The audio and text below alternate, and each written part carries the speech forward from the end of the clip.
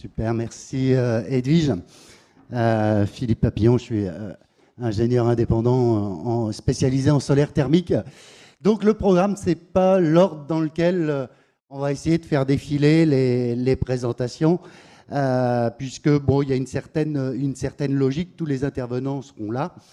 On va commencer par des approches sectorielles, donc avec Maran Guillermic. Vous verrez le cheminement un peu après de pourquoi je les ai mis dans cet ordre-là. Donc Maran qui dirige le bureau d'études Optelios, qui est un vieux de la vieille du solaire thermique qui a été à Atlansen, et sur lequel en Bretagne, effectivement, il y a eu des démarches de filières qui ont été engagées, qui sont, on l'a entendu ce matin, mais qui sont une des façons d'arriver à des solutions standardisées, packagées et qui vont bien.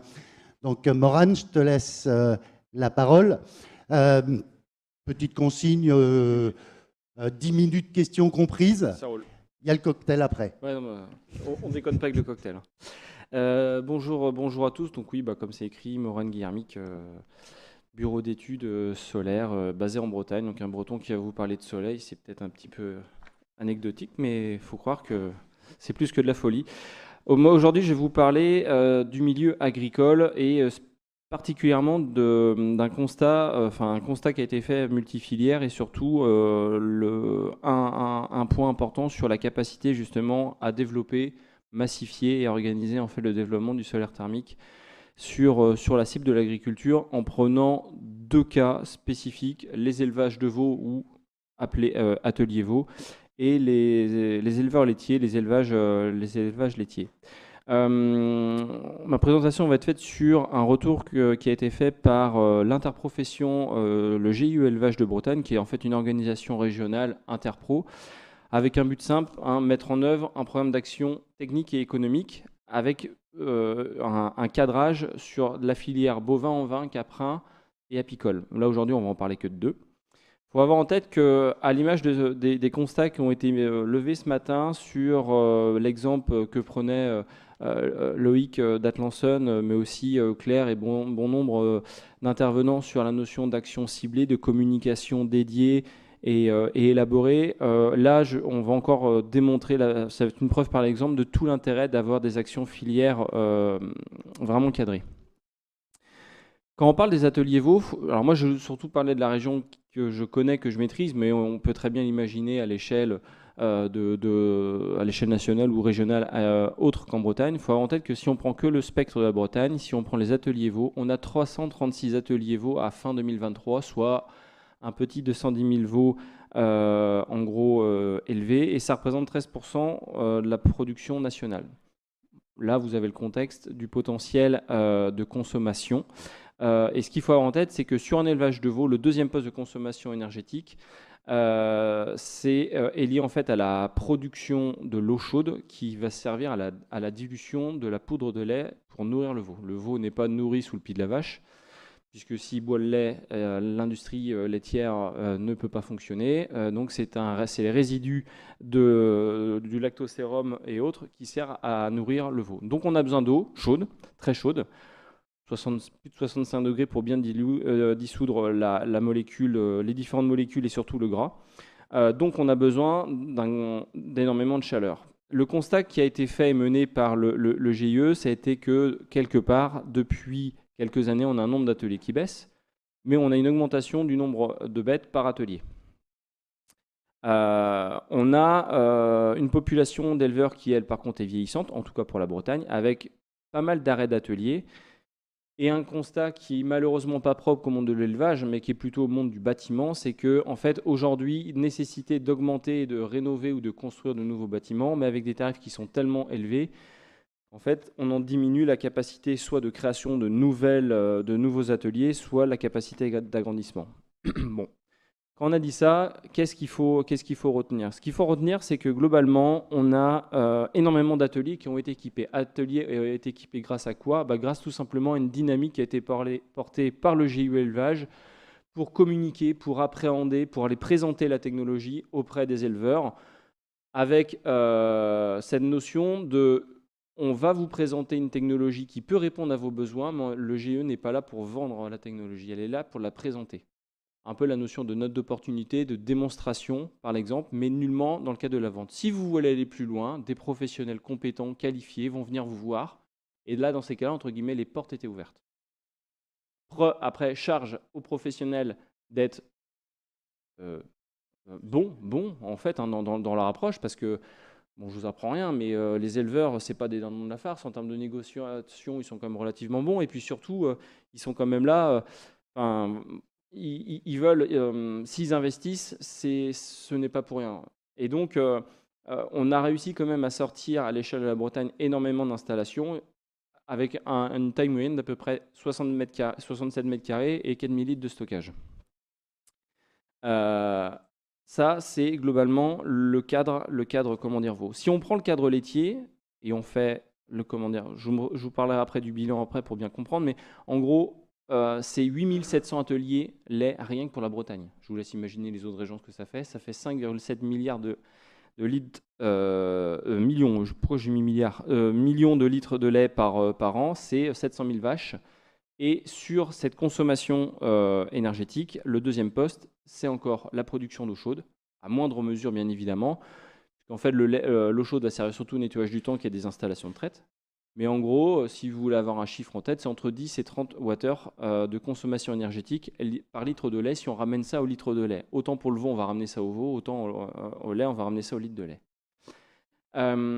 Les actions qui ont été menées par le GIE ont été clairement bien étayées et sur le monde du lait, le GIE a porté, et vous voyez avec l'appui de la région et de l'ADEME, puisqu'on retrouve les logos ici, deux équipements. Les pré-refroidisseurs de lait, l'idée, on récupère la chaleur du lait pour limiter la consommation électrique liée sur le tank à lait pour les refroidir. Uniquement sur un programme de communication, il y a plus de 1100 installations qui ont été réalisées. C'est-à-dire que le programme a été diffusé, il y a eu un peu d'explication, de sémantique, de réunion d'information. À l'issue de ça, les portes étaient ouvertes, plus de 1100 installations de pré-refroidisseurs de lait ont été installées. Si on regarde côté solaire thermique, peut-être un peu moins la cote, peut-être un petit peu moins maîtrisé par les installateurs, mais pour autant, plus de 75 ateliers ont été équipés avec une taille moyenne entre 12 mètres carrés et 600 litres à peu près de stockage en termes de capacité de volume installé. Dans les deux cas, ce qu'il faut retenir en fait, c'est que les observations ce qu'on doit retenir, c'est installation simple et standard, c'est le maître mot. Je pense que c'est la standardisation et la simplicité des installations, ça doit être le maître mot globalement du solaire thermique.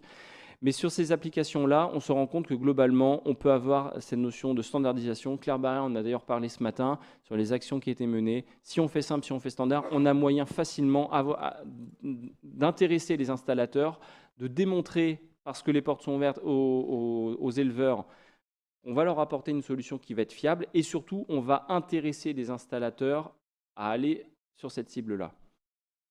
On a par contre des spécificités qui sont liées au monde du bâtiment, une certaine vétusté des bâtiments qui sont anciens, des toitures qui ne sont pas porteuses, des emprises au sol qui sont des fois contraignantes parce qu'on a des engins, et je ne vous apprends rien, les agriculteurs, ils aiment bien avoir des tracteurs. Donc, il faut aussi jouer avec ça. Par contre, si on n'est pas capable d'avoir une standardisation des kits, on va se retrouver avec des prix des installations qui vont être relativement élevés. Et donc, on se doit en fait d'avoir, encore une fois, des kits, je ne vais pas dire low-tech, mais simples. Rappelons aussi une chose, c'est que le prix de l'énergie est à nouveau à l'heure actuelle bas. Il a été très élevé à une certaine époque, donc là c'était entre guillemets, venez, on vous attend, installé. Mais bon, ce qui est valable pour les éleveurs est aussi valable pour le reste.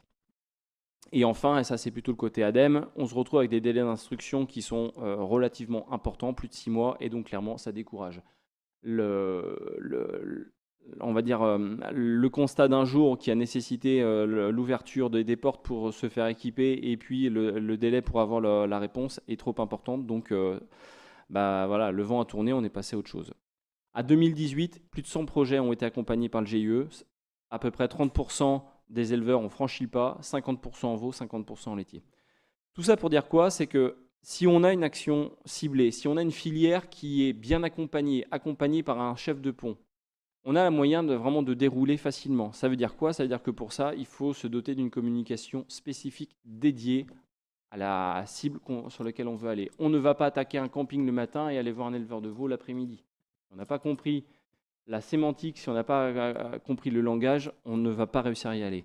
On doit aussi faire un portage par des entités qui sont connues et reconnues par le monde agricole. Je ne vous apprends rien, mais les éleveurs ont besoin de s'appuyer sur des structures qui peuvent intervenir matin, midi et soir, à 3 h du matin comme à 23 h le soir, parce que si le robot traite est en rade, la traite ne va pas pouvoir avoir lieu. Je prends que cet exemple-là.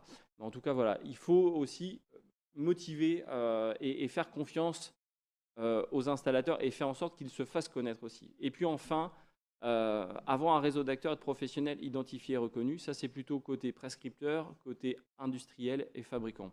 Et une fois qu'on aura mis tout ça dans le jeu, on sera vraiment capable d'avancer. Encore une fois, on a 8000 équipements, ne serait-ce qu'en lait, à aller attaquer. Merci, Voilà. Morane. Est-ce qu'il y a des questions?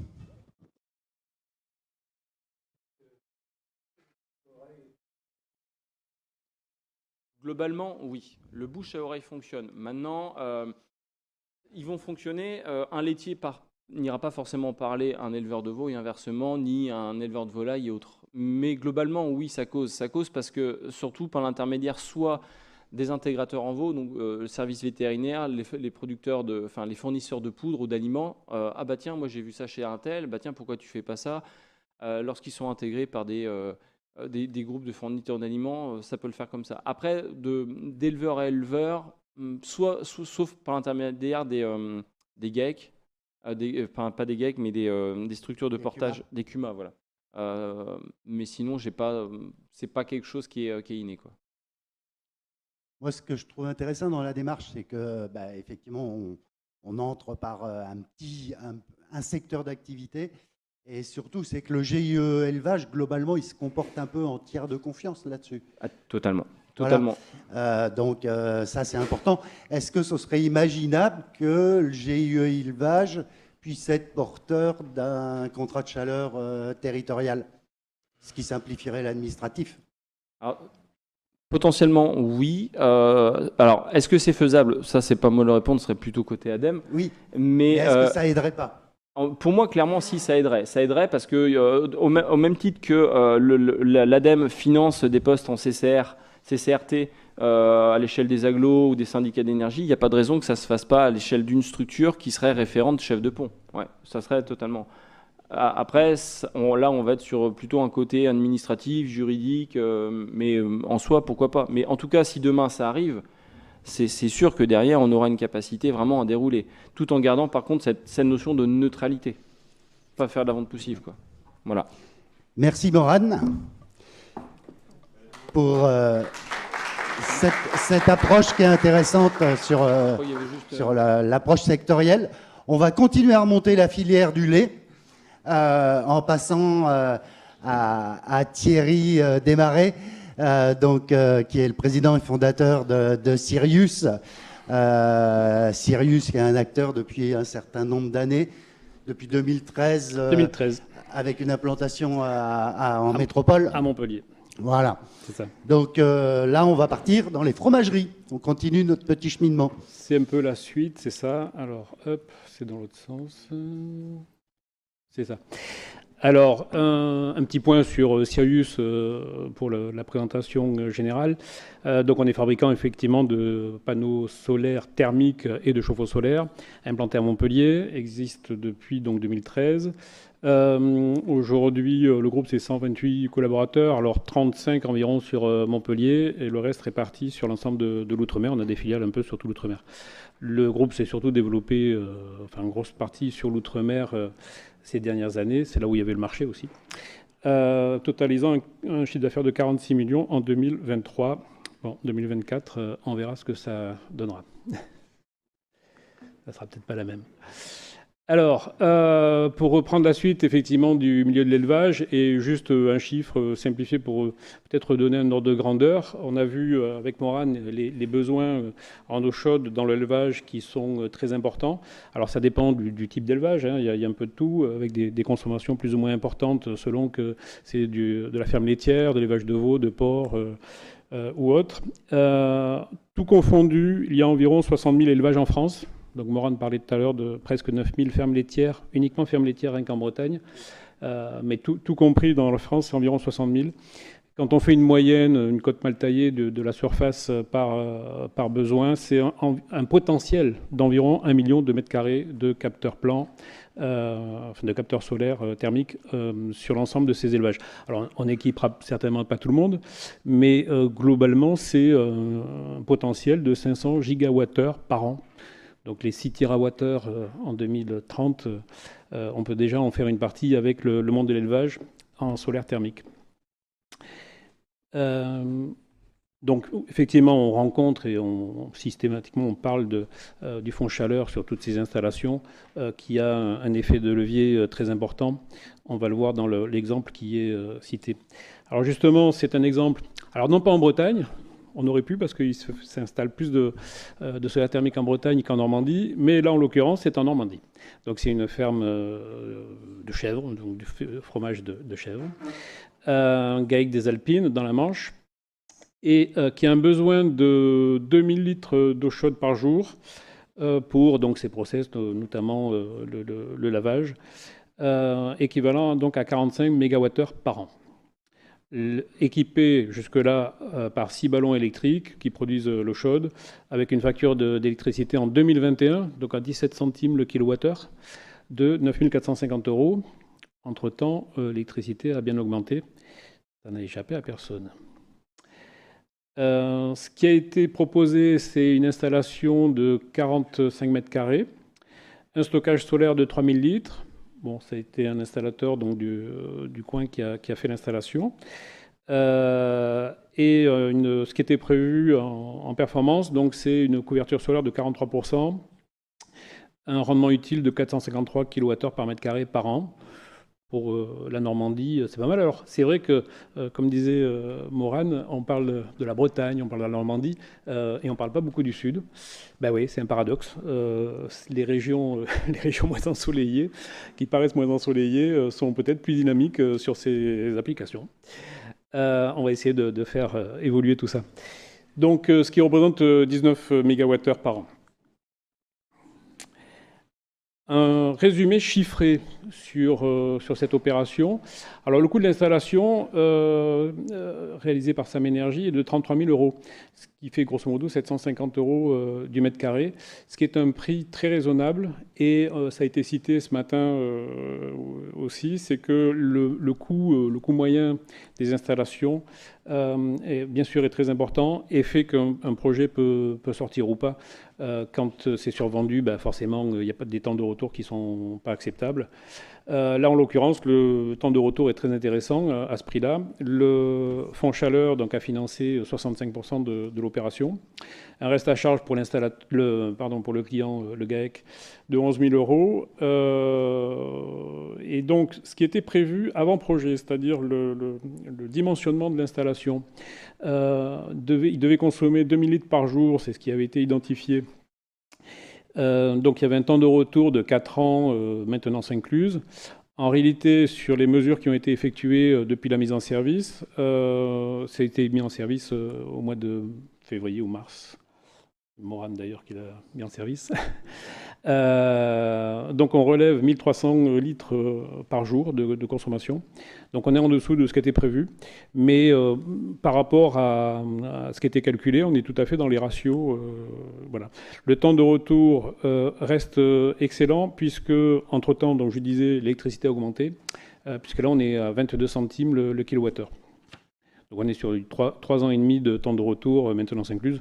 En principe, quand on voit ces chiffres-là, tous les éleveurs devraient signer en bas à droite.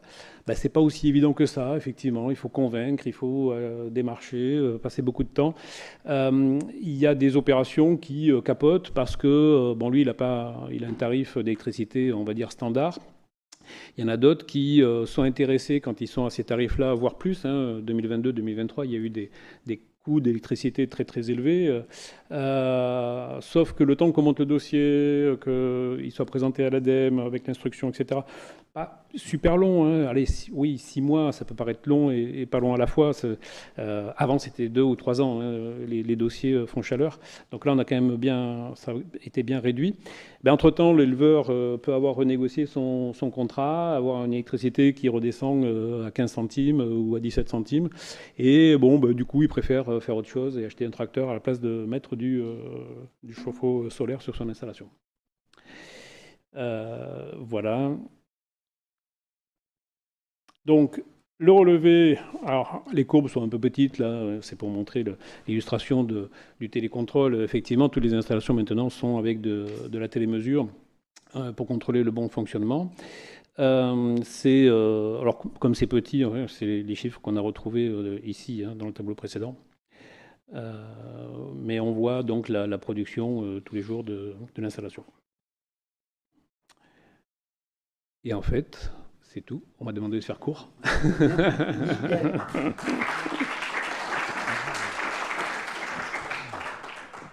Une question pour Thierry sur la présentation concrète finalement de quelque chose qui rentre dans l'aspect... bon là on était sur la fromagerie, on n'est pas sur l'élevage, mais... C'est l'élevage de chèvres pour faire du fromage de ouais. chèvre.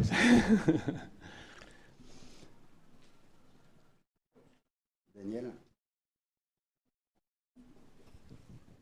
Combien il y a eu depuis 2 ans de prospects de ce type-là et quel a été le taux de transformation? Ou est-ce que c'est encore assez épisodique, malheureusement? C'est encore assez épisodique. Bon, d'abord, nous, en tant que Sirius, directement, là, cette installation, par exemple, c'est typiquement un installateur qu'on a rencontré en faisant le salon Space à Rennes et qui avait un projet. Il était sollicité pour faire une installation de ce type. Donc, il nous a contactés et on a fait le devis de l'installation. Donc Sirius ne démarche pas les éleveurs. Après, ce sont effectivement des installateurs qui le font. Donc je ne sais pas bien dire quel est le taux de transformation, mais j'ai quand même l'impression que il faut y aller vraiment pour arriver à sortir un certain nombre d'installations. L'idéal, et ce que disait aussi Morane, on est dans des applications qui sont très standards et qui sont duplicables et répétables. Donc c'est vrai qu'il faudra arriver à trouver un modèle, et l'idéal serait de faire de la vente d'énergie, d'en parler. Alors sur des installations, peut-être pas 40 mètres carrés, oui, ça commence à devenir intéressant.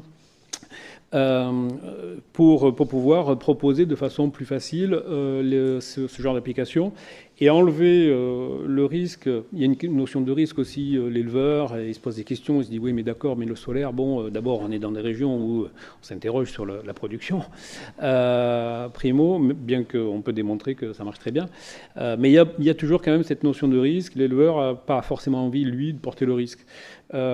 Si on arrivait avec une solution où on lui vend du kilowattheure entre guillemets solaire, le principe de ce que fait Newit sur des grandes installations, ça dérisque le projet, et là peut-être que ça peut se multiplier de façon beaucoup plus importante. Voilà, il faut travailler sur des solutions comme ça. C'est des gros dossiers quand même à monter. Merci Thierry. De rien. Mais on va passer à la présentation suivante, pile poil dans le timing. Donc on va continuer sur le cheminement de notre lait, donc l'élevage laitier. Après on fait du fromage. Un sous-produit du fromage, c'est le lactosérum. Et qu'est-ce qu'on fait du lactosérum pour après nourrir les veaux? Voilà, on va boucler la boucle avec Thibaut, qui est responsable du développement sur les projets industriels au sein de Newit. Thibaut, je te laisse la main. Tac. Merci. Donc, Thibaut en charge du développement sur l'industrie au sein de Newit. Le développement chez nous, ça se comprend du premier coup de fil avec un site industriel jusqu'à la signature du contrat de fourniture de chaleur, début de la réalisation des travaux. Donc, pour que les industriels aient un unique interlocuteur de notre côté pour les accompagner de bout à bout sur le développement de la solution, sachant qu'il y a plusieurs étapes. que je ne vais pas vous commenter ici. Et pour faire écho à ce que disait Thierry, donc nous, notre offre principale est en fournisseur de chaleur, où on porte le financement notamment de la solution. On vient vendre des mégawattheures d'énergie solaire, notamment au sein du procédé industriel. Donc avec Philippe, on a décidé de vous présenter la centrale solaire de Lactoserum France à Verdun, encore une belle région très ensoleillée de France. Donc je vous donnerai les chiffres derrière, ce que vous pouvez voir. Alors laser, vous avez la centrale ici, vous ne l'avez pas ratée. Vous avez ici la nouvelle tour d'atomisation du site de Lactoserum France. Donc les deux projets se sont faits concomitamment. Et ici, vous avez le stockage thermique avec le local technique de la centrale solaire thermique. Et en prime, une petite voie de chemin de fer qui sépare l'ensemble. Ce que vous pouvez voir aussi, c'est qu'on est sur un terrain où il restait éventuellement un peu de place. Donc on a inauguré la centrale fin d'année dernière. Elle est en fonctionnement depuis fin d'année dernière. Hop, là, vous avez un petit schéma simplifié et après, on plongera dedans. Le but du jeu de ma présentation là est de faire un focus en particulier sur qu'est-ce que c'est faire un projet dans l'industrie sur des grandes installations solaires thermiques. Pour nous, une des clés est l'intégration dans le process industriel, en rentrant profondément dans chaque étape du process et en allant rajouter des batteries d'échange ou des échangeurs au sein de chaque étape pour préchauffer tous les flux. Parce que de notre lecture, les industriels sont prêts à se décarboner. Plusieurs conditions, il faut que ça soit compétitif, il faut qu'ils portent aucun risque sur leur procédé de leur côté, il faut que celui qui développe porte tous les risques et que ça se fasse en toute confiance sur la maîtrise technique qu'on peut avoir. Donc là, sur le schéma, c'est assez simple, hein. On est quand même beaucoup à connaître déjà le solaire thermique ici, donc je vais peut-être plutôt focaliser ici. Vous avez la tour d'atomisation de Lactoserum, donc concrètement, c'est le Lactoserum, ce qui surnage dans la production de yaourt ou de fromage, qui est acheminé vers ce site-là et qui est pulvérisé en micro-gouttes. Il y a un flux d'air chaud qui passe et les micro-gouttes se transforment en poudre. La poudre arrive sur un tapis où elle descend en température et puis elle est mise en sachet pour être revendue. Là, en l'occurrence, c'est de la poudre infantile. Le site, c'est la plus grande centrale solaire thermique sur site industriel de France, avec à peu près 15 000 m² de capteurs, 8 gigawattheures de chaleur injecté donc au sein de la tour d'atomisation, un projet qui a été rendu possible grâce au soutien de l'ADEME, de Climaction, donc, qui est le programme efficacité énergétique, énergie renouvelable de la région Grand Est, et soutien complémentaire du GIP Meuse, pour arriver à boucler une aide globale de 65% d'aide à l'investissement et rendre ce projet compétitif pour Lactalis. Et en particulier une cuve de stockage donc, de 3000 m3 que vous avez pu voir sur la photo.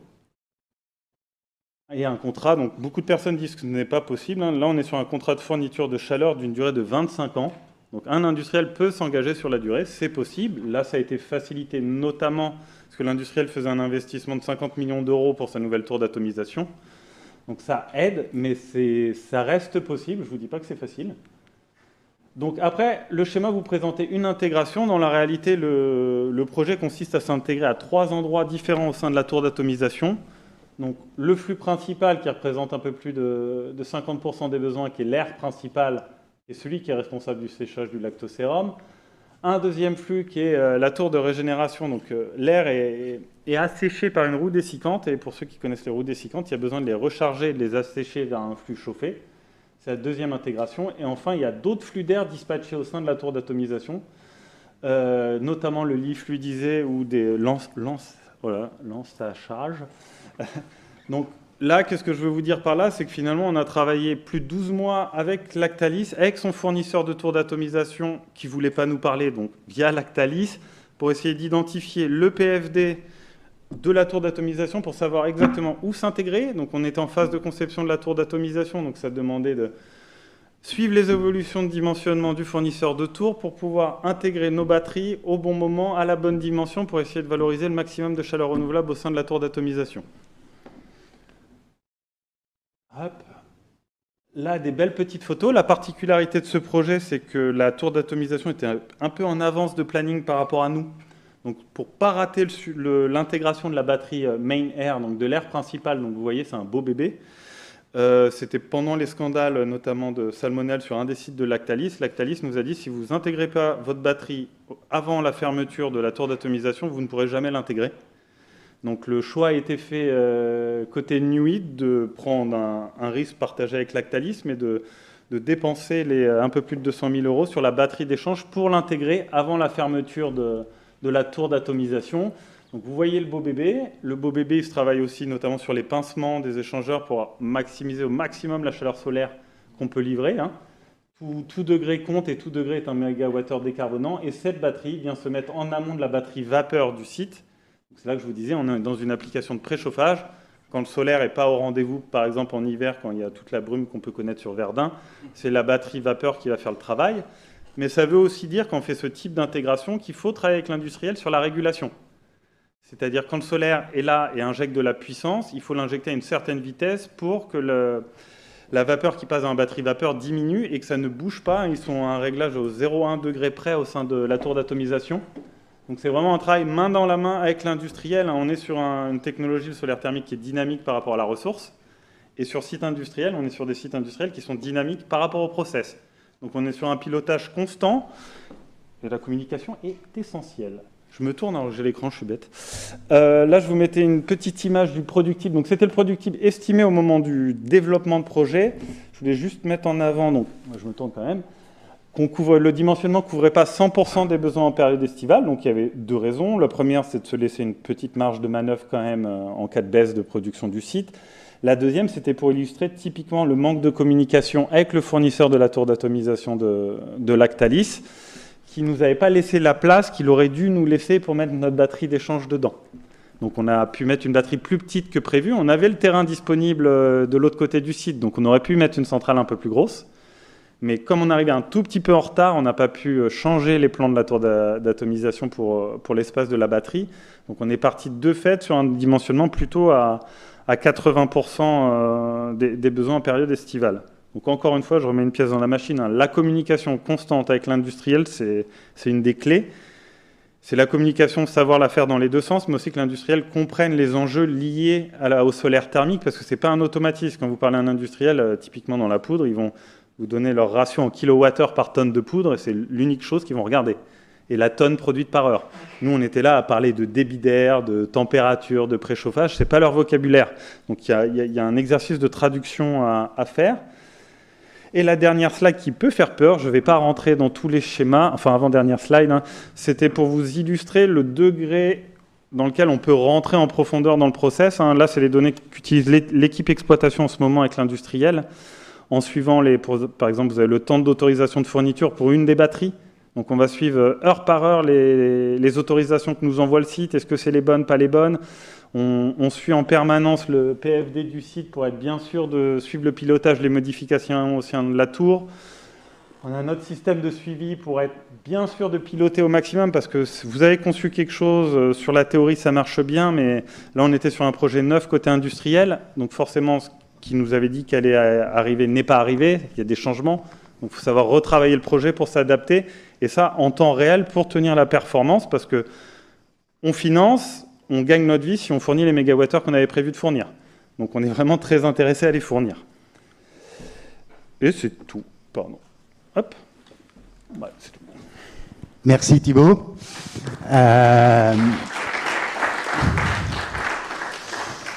Ouais, on a la place à une question.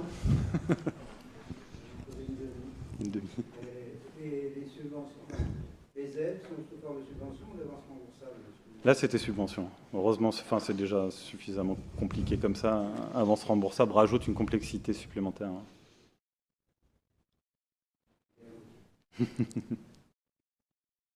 Merci. Ah oui. Pierre. Non, juste pour savoir, pour la production de ce type d'installation, ou sur cette installation, qui fournit le matériel, qui l'installe, dans la conception de la chose, pas bien compris. Alors la conception, c'est nous qui réalisons la conception de l'installation. Après, on allotit. Et en fonction des projets, on va avoir un allotissement fin ou moins fin. Donc là, en l'occurrence, c'est des capteurs Savo Solar sur cette centrale-là. Le ballon, tout ça, c'est... Le ballon, c'est nous qui sommes allés chercher un partenaire sur la réalisation du ballon. Et la pose? La pose, ça va être l'équipementier du stockage qui a fait la pose du stockage. Et les capteurs? Les capteurs, c'est Savo Solar pour le coup. Y compris la pose? Y compris la pose, oui. Ouais. Il y avait une question là, puis après... Oui,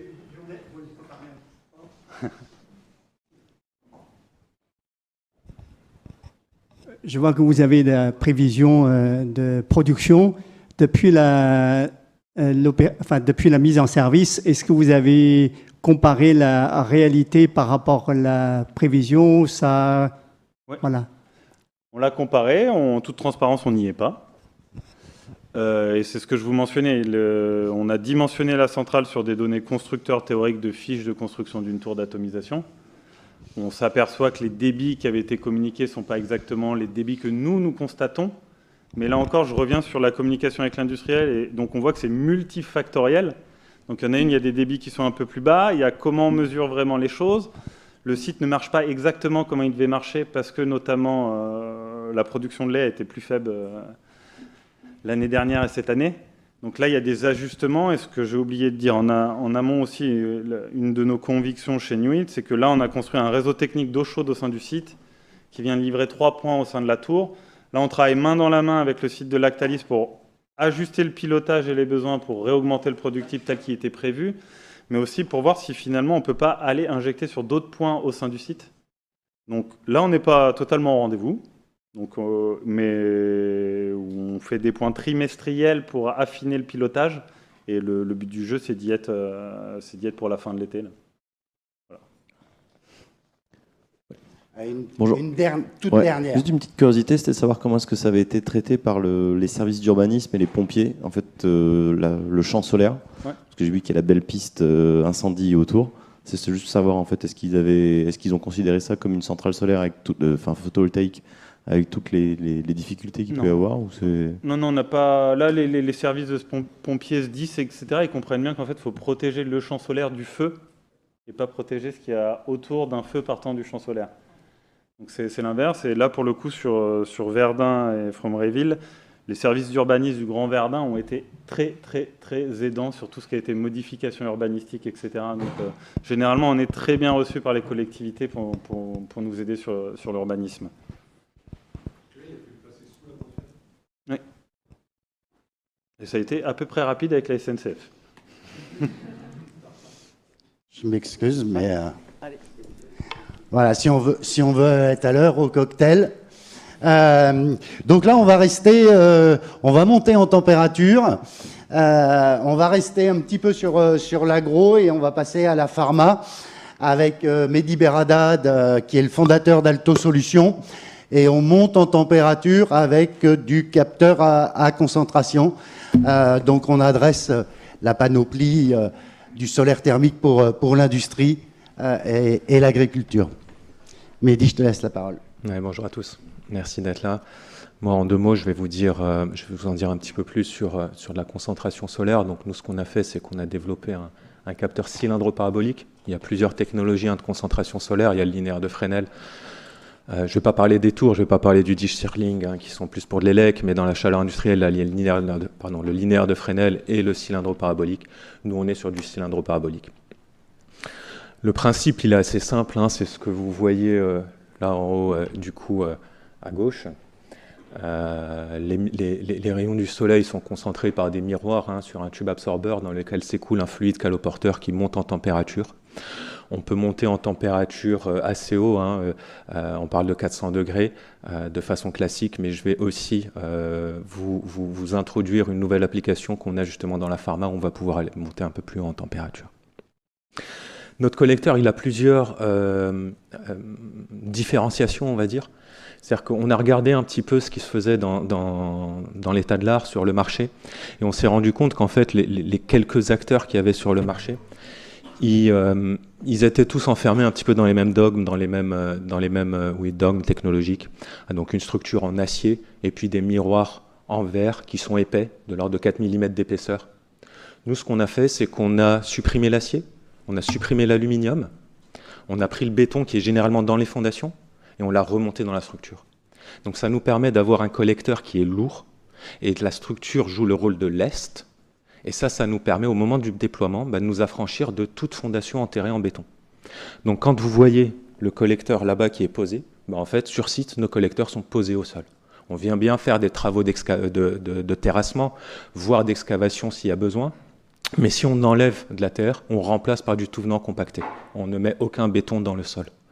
Donc ça a été justement sur le premier projet que je vais vous présenter, le projet dans l'agroalimentaire, ça a été décisif au niveau du permis de construire, au niveau de la préfecture justement, ce côté très peu intrusif, où on ne touche pas la qualité des sols, et où au moment du démantèlement, en fait, on va pouvoir démanteler l'intégralité des collecteurs, donc tout le béton puisqu'il est hors sol.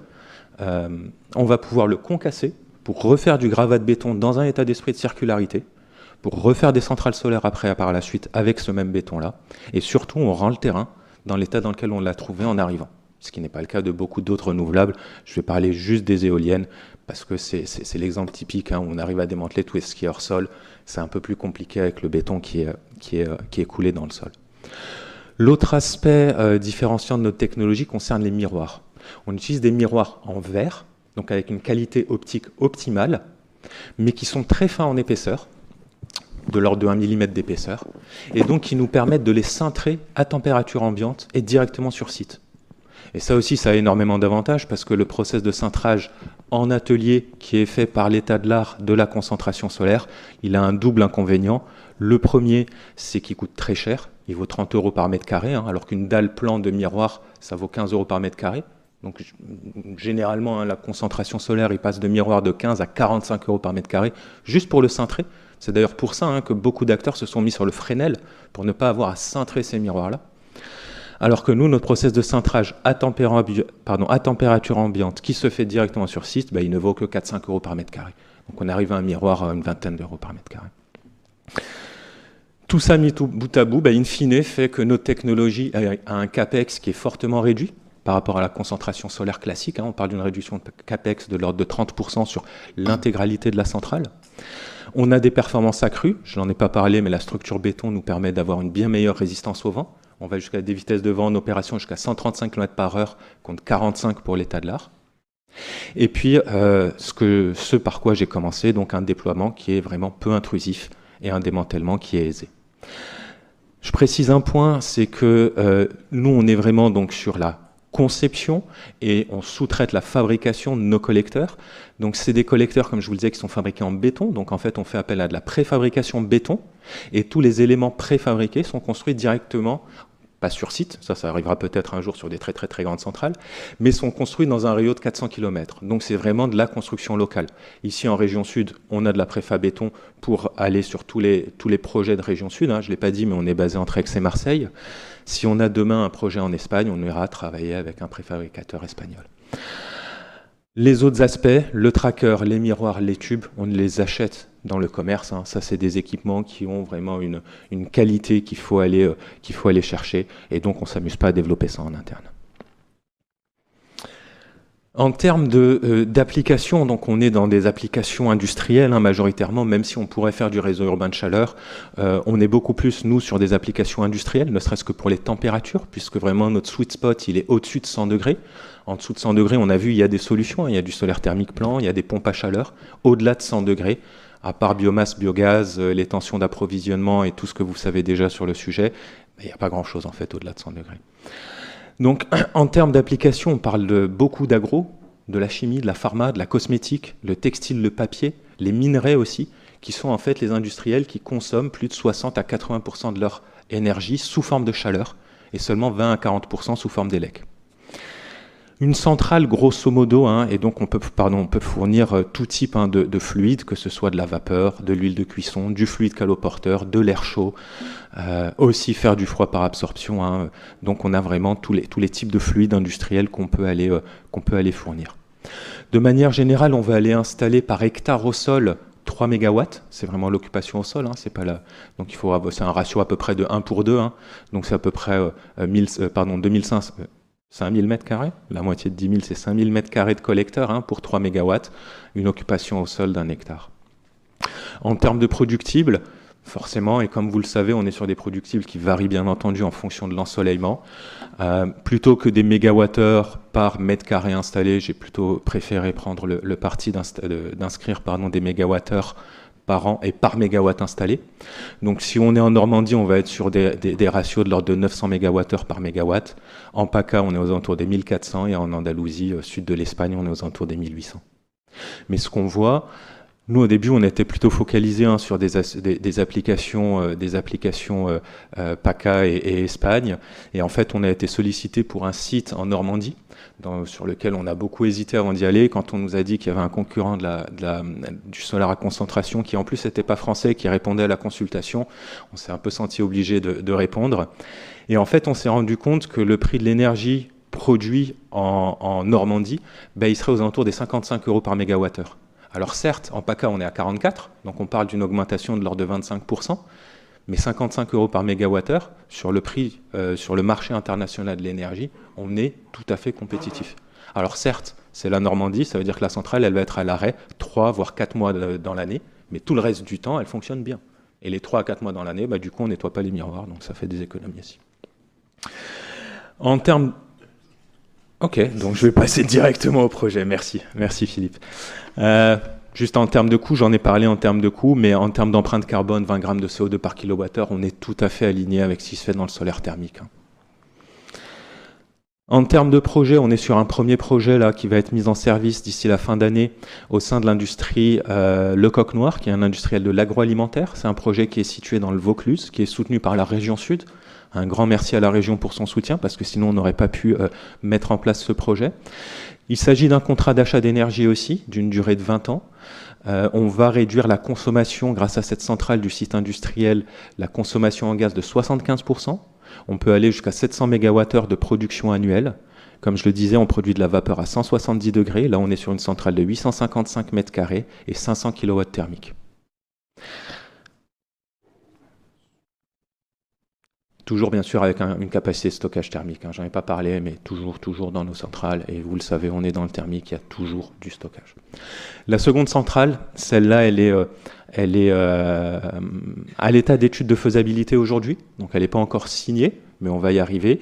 Ça arrivera très certainement sous forme de vente de centrale clé en main. Alors nous, contrairement à un développeur pur de projet, on ne se ferme pas du tout la porte à vendre des centrales clé en main, parce qu'en fait, ça bénéficie, ça contribue à constituer des références au déploiement de nos technologies et en fait à constituer les premières références qui vont nous aider derrière à avoir d'autres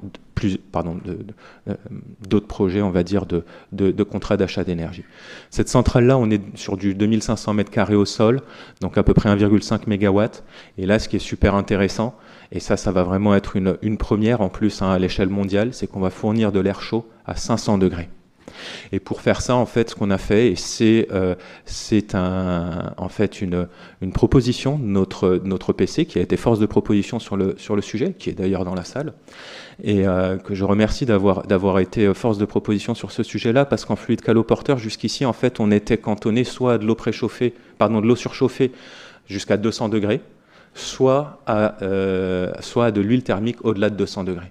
On sait tous que l'huile thermique, c'est pas cool. C'est pas cool pour l'environnement et ça augmente les coûts d'installation pour tous les systèmes justement de vidange rapide, de cuves de rétention, etc. Et donc ce qu'on va faire, je m'en arrête là, c'est le mot de la fin, ce qu'on va faire, c'est qu'on va remplacer justement le fluide caloporteur par un gaz et on va utiliser de l'azote comme fluide caloporteur. Donc là, on est vraiment sur toute l'étude de faisabilité. On inclut bien entendu le PC qui va déployer la centrale, mais aussi des centres de recherche, CNRS et d'autres, et aussi un centre de recherche espagnol, CNR, qui travaille avec nous sur cette application-là. Merci beaucoup. Merci.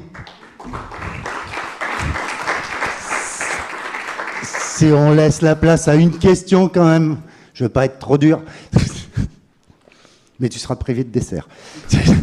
Sinon, je suis là aussi après, on peut en discuter quand vous voulez.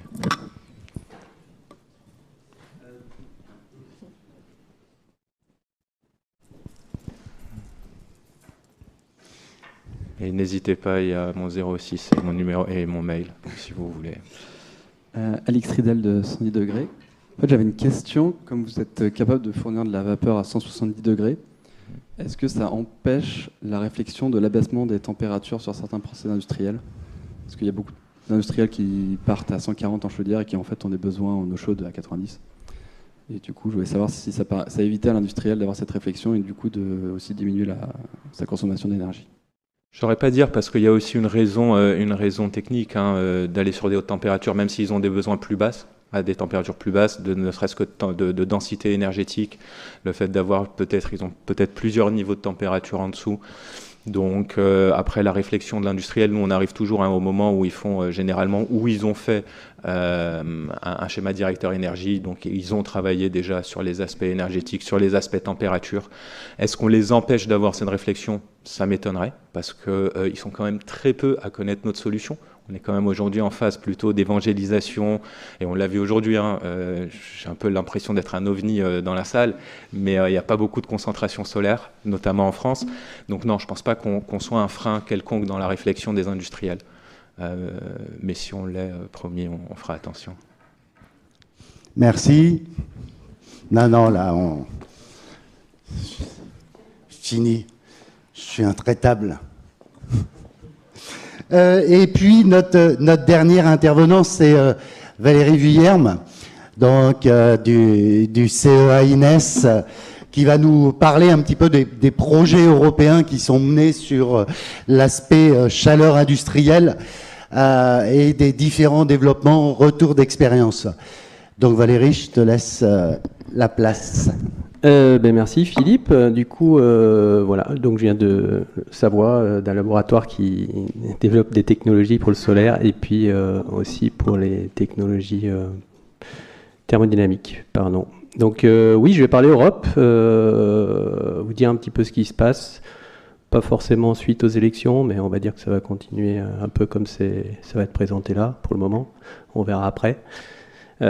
Pour vous dire que, en fait, dans les programmes de R&D européens, il y a un moyen de se faire financer des activités et il y a aussi un moyen d'aller chercher des informations et de s'en servir comme des outils pour son propre développement éventuellement.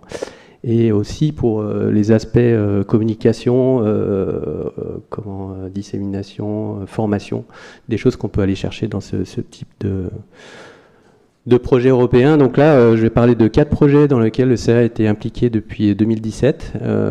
InShip, Ship2Fair, Friendship et NDIP. Donc, mis à part le dernier, vous auriez noté qu'il y a toujours SHIP dedans, qui est l'acronyme en anglais pour la chaleur solaire pour les procédés industriels.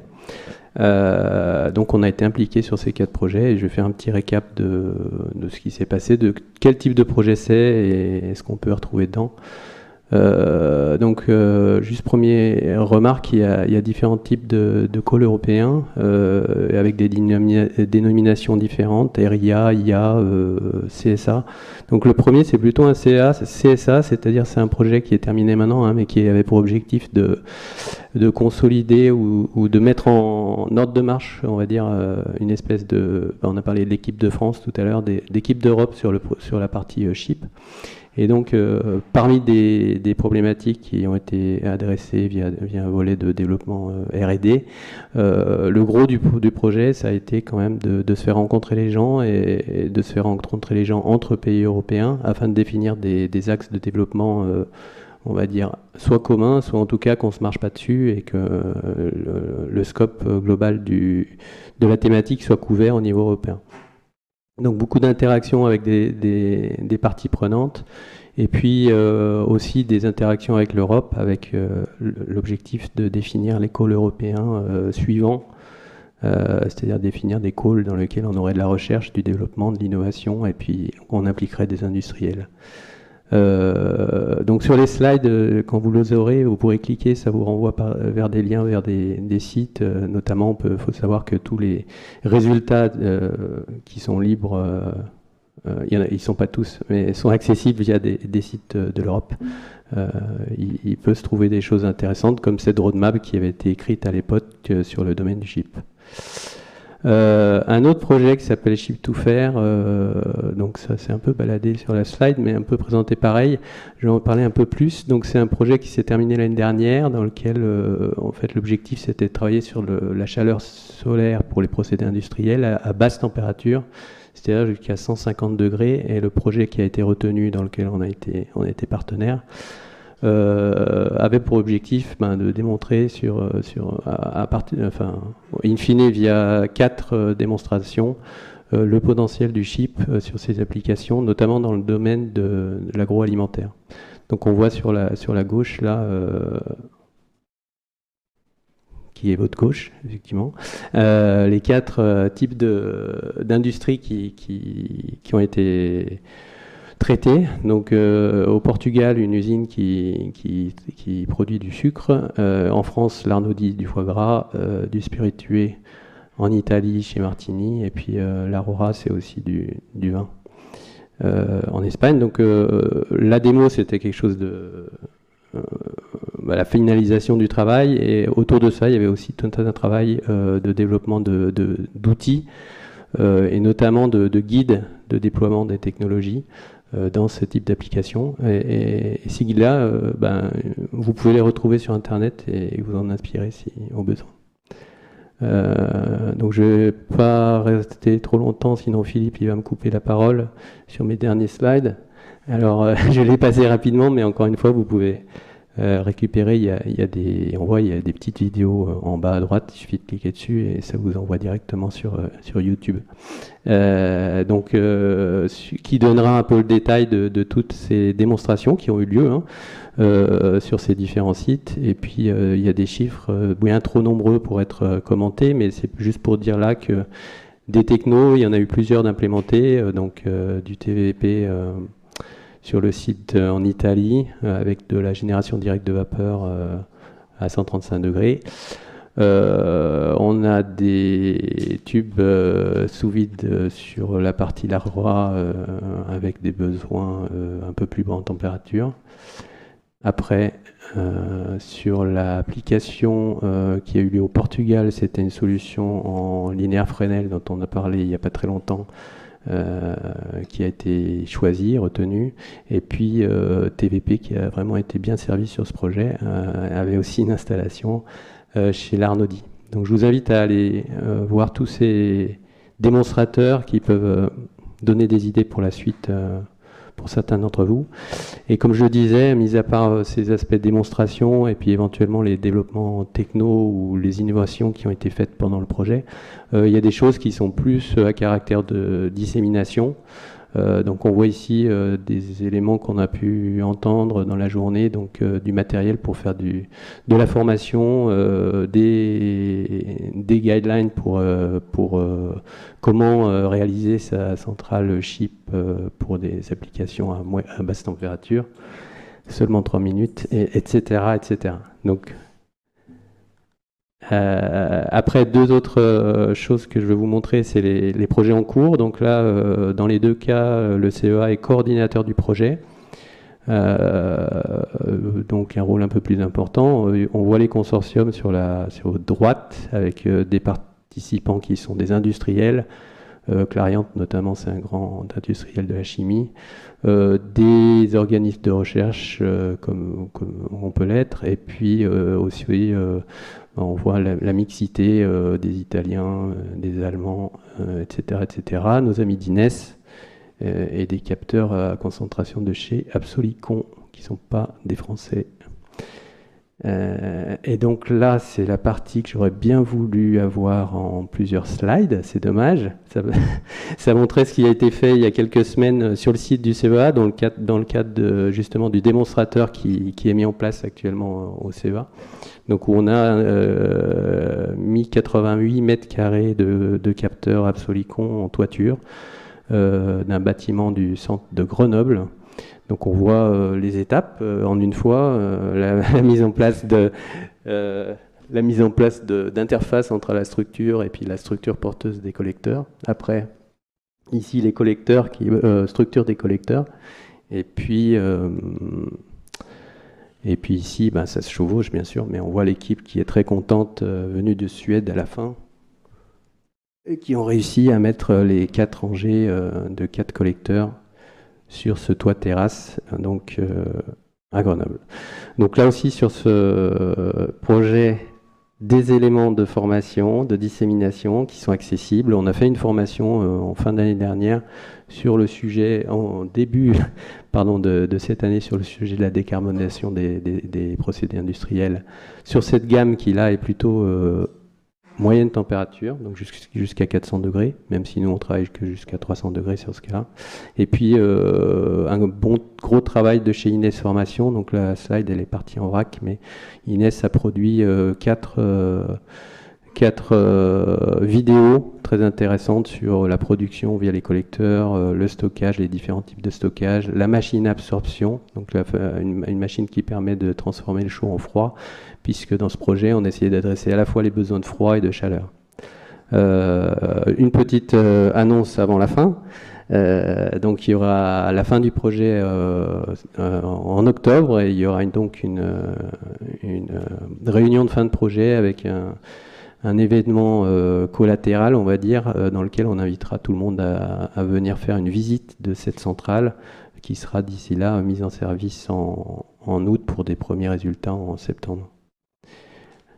Dernière slide, pour dire juste qu'il y a un autre projet qu'on coordonne et qui a démarré en janvier. Parmi les partenaires, on retrouve cette fois peut-être un peu plus de Français, et notamment Newit, dont ils sont avec nous sur ce projet-là, et on aura une belle démonstration à faire sur, ça peut faire crisser des dents, mais sur un site en Espagne de chez Total Energy. Donc pour dire que voilà, on peut aller aussi décarboner chez Total Energy, et que ça fait quand même avancer le schmilblick. Voilà, c'est tout. J'ai dépassé ? Merci Valérie.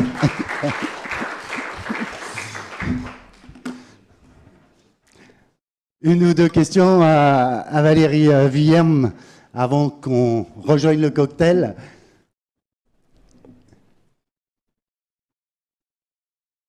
Françoise ? Pas de questions ?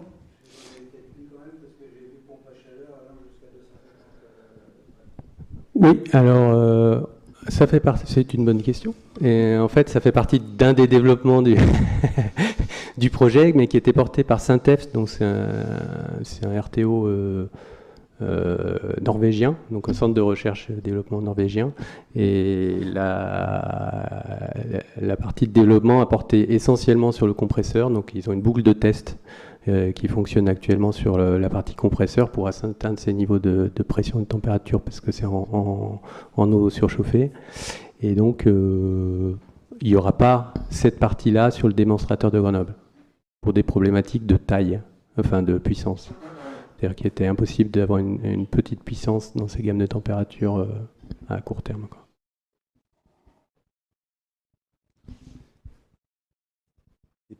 Puis moi j'en avais une dernière, c'est que justement au début je me disais, punaise, il n'y a que des partenaires, notamment industriels étrangers, et j'ai vu qu'il y avait le dernier, InDeep, où il y avait Newit et Helios Light, qui sont deux acteurs français. Vous allez systématiser ça, d'essayer d'embarquer des industriels avec vous En fait, initialement, c'est quand même notre devoir au CEA d'accompagner les industriels français tant qu'on peut, et dans des projets européens aussi. Après, la contrainte du projet européen, alors ça rigole là-haut, la contrainte des projets européens, c'est qu'on ne peut pas partir à 100% français, ni à 50% français, il faut quand même montrer une mixité. Et ce qui arrive souvent, c'est que voilà, on embarque les personnes qui nous semblent les bonnes au bon moment, et aussi dans l'objectif pour la Commission européenne qu'ils aient un sentiment d'avoir une équipe européenne. Voilà. Mais notre volonté de base, c'est d'aider tout le monde à faire progresser la filière, et on a porte ouverte pour ça, quoi. Voilà. Oui. Non. Ouais.